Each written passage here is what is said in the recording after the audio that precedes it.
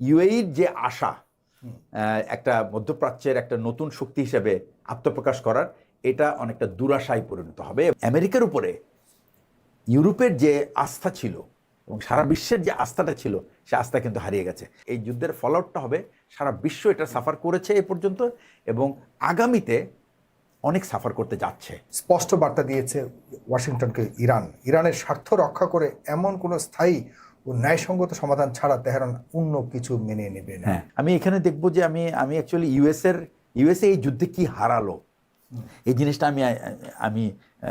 আমি বোঝার চেষ্টা করছিলাম। এখানে আমি বলবো যে এই যুদ্ধটা কিন্তু ইউএসএর রাজনীতিকে একটা দারুণভাবে বদলে দিয়েছে। কিভাবে বদলে দিয়েছে? যে আগে ইসরায়েলের পক্ষে জনসমর্থন ছিল প্রায় 67% মানুষ। আমেরিকার 67% মানুষ মনে করতো যুদ্ধের আগে যে ইসরায়েলকে আমাদের সাপোর্ট করা উচিত। এই যুদ্ধ চলাকালীন সময়ে, বিশেষ করে এটা 23 সাল থেকে যখন গাজার ওয়ার শুরু হয়েছে, এরপর থেকে এখন ইসরায়েলের প্রতি আমেরিকার সমর্থন হয়ে গেছে 30-এর নিচে। কন্ট্রারিলি 54% মানুষ মনে করে যে তারা প্যালেস্টাইনের পক্ষে তাদের দাঁড়ানো উচিত। It's a big change. গতকালকে আমি দেখলাম মোস্ট অফ দি মেগা, যেগুলি নাকি ট্রাম্পের একেবারে পুরো হার্ডকোর বেস ছিল, যারা ট্রাম্পকে ইলেক্ট করার জন্য পুরো পাবলিক ওপিনিয়নটাকে মানে তারা পরিবর্তন করেছে, প্রত্যেকে তারা কিন্তু এই যে মেগান ক্যালি, টাকার কার্লসন, তারপর হচ্ছে আপনার তারা সবাই যে আইপ্যাক যদি $1 কোনো পাবলিক রিপ্রেজেন্টেটিভকে দেয়, we are not going to vote for him. I-PAC যদি $1 পে করে, সেটাও যদি আমরা জানি, we are not going to vote for. So এটা একটা বিরাট পরিবর্তন।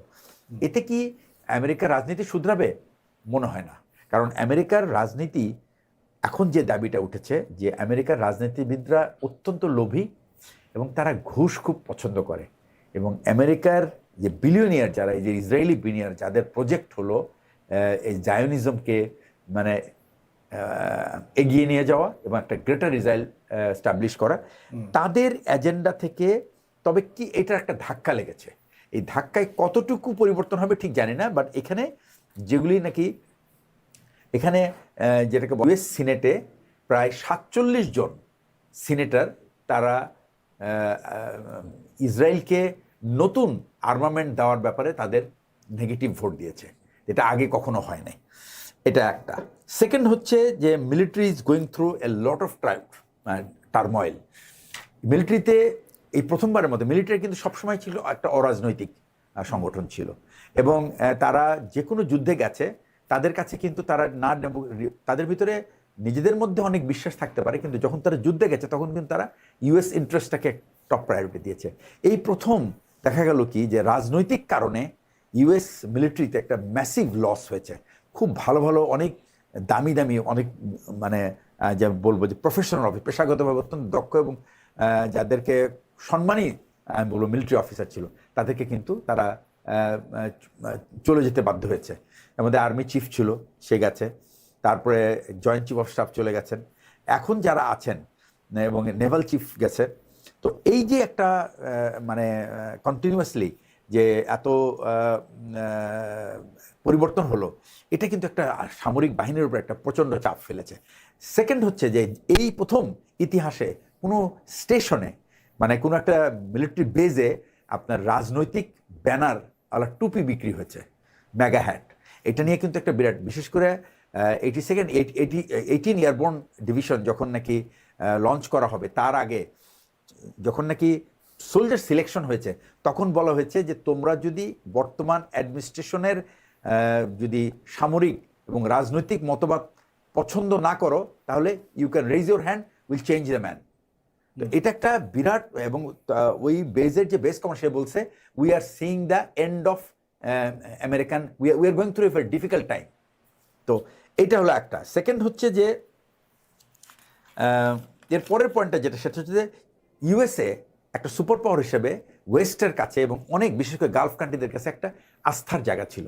এই আস্থার জায়গা কিন্তু ইউএসএ হারিয়ে ফেলেছে, এবং এই আস্থার জায়গাটা কিন্তু মিডল ইস্টে ওয়ারে না, এই আস্থার জায়গাটা হারিয়ে ফেলেছে কিন্তু আসলে এই বছরের জানুয়ারি মাস থেকে, যখন ড্যাভোস ওয়ার্ল্ড ইকোনমিক ফোরামের যে মিটিং, সেখান থেকে কিন্তু এটা শুরু হয়েছে। এবং ট্রাম্পের ডিক্লারেশন, এই যে গ্রিনল্যান্ড তারা দখল করতে চায়, সেই ডিক্লারেশন সে তার আগের টার্মে যখন এসেছিল তখন সে বারবার বলে গেছে যে নেটো আমাদের প্রতি আমাদের কাছ থেকে সব নিয়ে গেছে, কিন্তু আমাদেরকে কিছু দেয় নাই। সেকেন্ড হচ্ছে যে সে স্পেনকে এবং ইটালিকে সে ন্যাটো থেকে বের করে দিতে চেয়েছে, এটার একটা। তো এরপরে যেটা হলো সেটা হলো Israel started threatening Spain that we will take action against you for speaking against us. টার্কিকে সে ধমক দিচ্ছে।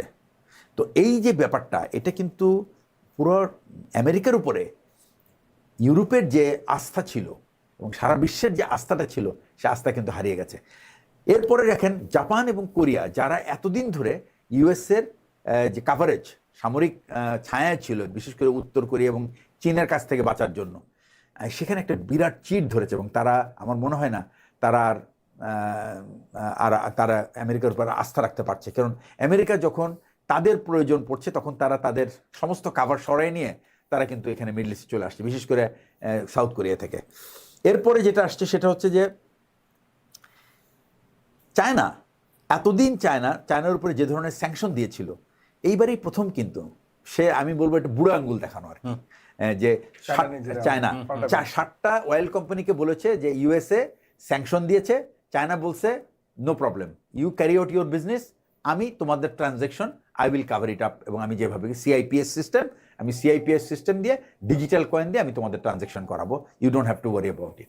তো এটা কি, তার মানে আমেরিকার যে ডলারকে বৃদ্ধি, এবং খালি তাই না, চাইনিজ যে বন্ড কিনেছিল, ইউএস বন্ড কিনেছিল, দে আর সেলিং অল দ্য বন্ডস। এই বন্ড বিক্রি করার মানে হলো is a huge crisis for USA. কারণ এই বন্ড বিক্রি করে যখন টাকা সে সরায় নেবে, তখন কিন্তু আপনি এই লোন, নতুন যখন বন্ডের এগেন্সে ইন্টারেস্ট রেট বেশি হয়ে যাবে, কেউ আর এই লোন পাবে না আর কি। এটা একটা, এবং এর ফলে একটা মুদ্রাস্ফীতি তৈরি হবে, এটা হলো আর একটা ধাক্কা। আচ্ছা, এরপরে যেটা হলো যে ইরানের কিন্তু একটা ডিপ্লোম্যাটিক উইন হয়েছে। কারণ ইরান যে প্রত্যেকটা ফ্রন্টে যুদ্ধ করছে, এবং ইসরায়েলি এবং আমেরিকার কিছু মিডিয়া কিন্তু সবসময় প্রোপাগেট করে যাচ্ছে যে আরাকচি এমন একটা লোক, তার উপরে ইরানের আইআরজিসির কোনো কনফিডেন্স নাই, সুতরাং they are asking him to quit. But আমরা কিন্তু দেখি যে he is actually the face of Iran now. সে পুতিনের সঙ্গে মিটিং করছে, এবং ক্রুশিয়াল সময় ইউএস ডেলিগেশন পাকিস্তানে যাওয়ার কথা, দে ডিনাইড টু মিট, মানে জেডি ভ্যান্সের যদি আসে তাহলে তারা দেখা করবে না। প্রথম কথা হলো যে তার আগে তারা শর্ত দিয়েছে যে আমরা এই জেডি ভ্যান্স আর উইটকফের সাথে বসবো না, আমরা বসলে মিনিমাম ইউএস ভাইস প্রেসিডেন্ট, তার সাথে সারা এর নিচে আর কারোর সাথে বসবো না। তো তার মানে এই প্রথম কিন্তু 79 সালের পর থেকে একদম ইউএস ভাইস প্রেসিডেন্টকে মানে সে স্পিকারের সামনে নেগোসিয়েশন টেবিলে বসেছে। এরপরে যেটা হলো, সে ইউএসএকে সে তার রাশিয়াকে তার পক্ষে রেখেছে। এবং দেখেন, এই ট্রাম্প ভিজিটের আগেই কিন্তু এখন কিন্তু আরাকচি ইজ ভিজিটিং চায়না। তো এই চায়নার ভিজিটের উদ্দেশ্য কি? তো নিশ্চয়ই ইউএস এই যুদ্ধের ব্যাপারে এবং হরমুজের ব্যাপারে। আর সবচেয়ে বড় জিনিস যেটা, অলরেডি বৈঠক তো হয়েছে, এবং চমৎকার একটা কথা বলেছে সেখান থেকে, মানে এই বৈঠকের পর বলেছে, আমি একটু আপনাকেও শোনাই এবং দর্শকদের বলি। চীনকে আরাকচি বলেছে যে একটি ন্যায্য পূর্ণাঙ্গ চুক্তি শুধুমাত্র গ্রহণ করবে ইরান। বুধবারে পররাষ্ট্রমন্ত্রীর সাথে বৈঠক অনুষ্ঠিত হয়। ইরানি সংবাদ মাধ্যমের বরাতে বলেছে, স্পষ্ট বার্তা দিয়েছে ওয়াশিংটনকে ইরানের স্বার্থ রক্ষা করে এমন কোনো স্থায়ী ও ন্যায়সঙ্গত সমাধান ছাড়া তেহরান অন্য কিছু মেনে নেবে না। তো তার মানে ইরানের যে টার্মস অ্যান্ড কন্ডিশনে এই শান্তি চুক্তি হবে, তার পাশে কিন্তু চীন এবং রাশিয়া। আরও কয়েকটা বিজয় হয়েছে। একটা হলো সে আইইএর এনপিটির যে আপনার অবজারভেটরি যে কমিটি, সেটার ভাইস প্রেসিডেন্ট হয়েছে, এবং এটা against the objection of UK, USA and Israel না, অস্ট্রেলিয়া। অনেক তর্ক বিতর্ক হ্যাঁ হয়ে গেছে, but world has voted them. তো তার মানে হলো কি, যে ডিপ্লোম্যাটিক ফিল্ডে আরেকটা জিনিস হলো কি, সারা ওয়ার্ল্ড না, নট অনলি দ্যাট, ইউরোপ কিন্তু সবসময় বলে এসেছে যে জেসিপিওএ এগ্রিমেন্টে Iran has followed each and every condition. তারা 4.36% ইউরেনিয়াম এনরিচমেন্টের এর বেশি করবে না, তারা কিন্তু এই কথা রেখেছে। যেদিন নাকি এটা এই এগ্রিমেন্ট যখন ট্রাম্প ছুঁড়ে ফেলে দিল, তারপরে থেকে কিন্তু ইরান তারা বুঝে গেছে যে তাদের নিজেদের আত্মরক্ষা তাদের নিজেদেরই করতে হবে। তো এই জায়গাগুলিতে আচ্ছা, আর একটা জিনিস যেটা হচ্ছে এই ফলআউট, এই যুদ্ধের ফলআউটটা হবে সারা বিশ্ব এটা সাফার করেছে এই পর্যন্ত এবং আগামীতে অনেক সাফার করতে যাচ্ছে। কারণ এইটার সাথে রিলেটেড মানে অয়েল হলো এমন একটা প্রোডাক্ট, এটা শুধুমাত্র তেল না, এটা প্রচুর বাই প্রোডাক্ট আমাদের সমাজের বিভিন্ন দেশে আপনার এটা কাজে লাগে। এবং অলরেডি আমি জানতে পেরেছি যে বাংলাদেশের কিন্তু কিছু কিছু ফার্মাসিউটিক্যাল ইন্ডাস্ট্রির ইউনিট বন্ধ হয়ে গেছে, কারণ তারা র মেটেরিয়াল আনতে পারছে না। র মেটেরিয়াল কস্ট সাংঘাতিকভাবে বেড়ে গেছে, যার ফলে এটা এলসি খোলার পরেও সে সমস্ত এলসি বাতিল হয়ে যাচ্ছে। তো এই যে একটা প্রভাব মানে সারা পৃথিবী, আমাদের মতো দেশের উপরে যখন এরকম অবস্থা, সারা পৃথিবীর প্রত্যেকটা দেশের উপরে আপনার কিন্তু এই কন্ডিশন হতে যাচ্ছে। মধ্যপ্রাচ্যের ব্যাপারে আপনি একটা কথা জিজ্ঞেস করেছেন, সেটা হচ্ছে মধ্যপ্রাচ্যের ভিতরে যে প্রথম কথা হলো প্রথম যে ফাটলটা, সেটা হচ্ছে অ্যাকচুয়ালি এই ফাটলটা কিন্তু আগেই ছিল, কিন্তু এটা দেখা যাচ্ছিল না। এই ফাটলটা হয়েছে আপনার ইউএই এবং সৌদি আরব। ইউএইর একটা উচ্চাকাঙ্ক্ষা যে মধ্যপ্রাচ্যে তারা একটা মানে ক্রেডিবল ফোর্স হিসেবে দাঁড়াতে চায়, তারা একটা পাওয়ার হাউস হইতে চায় এবং সেটা শক্তি পেতে চায় ইসরায়েলের কাছ থেকে। সেই জন্যই কিন্তু তারা অ্যাকর্ড করেছে এবং ইসরায়েলি এম্বাসি খুলেছে এবং ইউএইর যে সমস্ত ইম্পর্ট্যান্ট যে ইনস্টলেশনগুলো, এগুলো কিন্তু is guarded under Israeli air cover. এখন এটার পরপরই তার ইচ্ছা আর একটু বাড়লো যে সে রিজিওনাল পলিটিক্সে ইনভলভ হতে চায়, তখন সে ইয়েমেনে ইনভলভ হলো এবং তার সাথে কিন্তু সৌদি আরবের দূরত্ব বাড়া শুরু করলো। এরপরে যেটা হলো সেটা হলো সৌদি আরব যখন তার তেলের বাইরে যখন তার একটা অর্থনীতিকে নিতে চাইলো ডাইভার্সিফিকেশন, তখন সেটা নিয়ম সিটি। এই নিয়ম সিটি হলো এই যে কম্পিটিশন অফ ইউএই। তো এটা হলো আর একটা ব্যাপার। সেকেন্ড হচ্ছে আপনার যে হর্ন অফ আফ্রিকা, এটা তারা কন্ট্রোল করতে চায়। তো সোমালিল্যান্ডকে তারা রিকগনাইজ করলো এবং with the support of Israel. তারপরে কি করতে চায়, তারপরে তারা সুদানে সৌদি আরবের ইনফ্লুয়েন্স আছে সেন্ট্রাল গভর্নমেন্টের উপরে, কিন্তু তারা একটা স্প্লিন্টার গ্রুপকে তারা সাহায্য করা শুরু করলো।